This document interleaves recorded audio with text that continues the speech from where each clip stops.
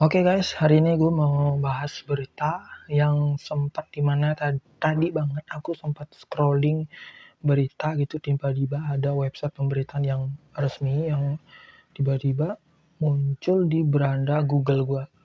Swing, wah gitu, baru buka Google Chrome, mau buka Google Search, rencana mau lihat gambar-gambar mobil gitu kan, gitu otomotifnya. Terus tiba-tiba ada berita nih, wah kenapa nih? Ada, ya gimana ya? Dengerin aja lah tonton aja videonya sampai akhir. Yang dimana Nadiem Makarim, mantan Menteri Pendidikan Kebudayaan, Riset dan Teknologi atau Kemendikbudristek itu 2019 sampai 2024, resmi ditetapkan sebagai tersangka dalam kasus dugaan korupsi pengadaan laptop Chromebook.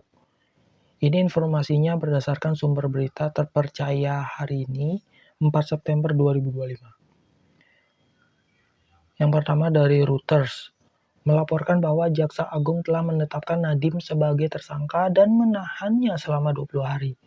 Diduga ia menyalahgunakan kewenangan dengan mendesain spesifikasi pengadaan yang hanya cocok untuk Chromebook, yang menimbulkan kerugian negara sekitar 1,98 triliun atau sekitar kalau di US dollar itu 121,85 juta US dollar.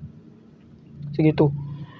Terus dari Associated Press ya, menambahkan bahwa kasus ini terkait proyek pengadaan Chromebook senilai US dollar 115 juta US dollar dan selama masa pandemi untuk mendukung pembelajaran daring. Nadiem dituduh memilih Chromebook meski riset internal menunjukkan ketidakefisiennya di wilayah dengan konektivitas internet rendah.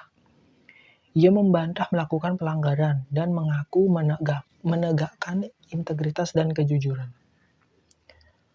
Terus dari berita lokal seperti detik.com, CNBC Indonesia, dan lainnya juga menegaskan penetapan tersangka itu, beserta detail pemeriksaan sebelumnya, serta namanya sebagai tersangka. Plus kerugian negara yang diestimasi 1,98 triliun rupiah. Itu dari media luar sampai media lokal gitu. Dan secara singkatnya dari informasi dan faktanya, penetapan sebagai tersangka benar, faktanya benar dilakukan pada 4 September 2025 oleh Kejaksaan Agung. Penahanan faktanya ya untuk penyidikan selama 20 hari.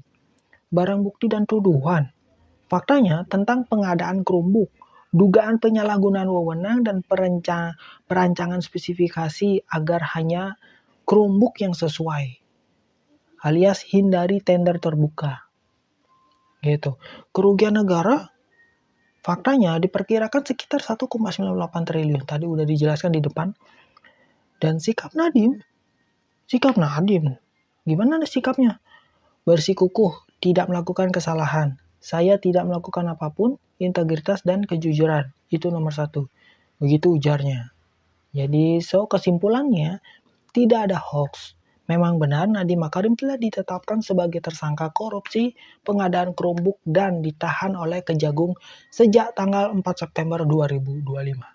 Kalau kalian masih bingung dan masih ingin mencerna beritanya, kalian bisa searching di Google, kalian bisa baca website di pemberitaan kayak Detik, CNBC Indonesia, terus di kayak tempo.co.id, terus apa lagi ya?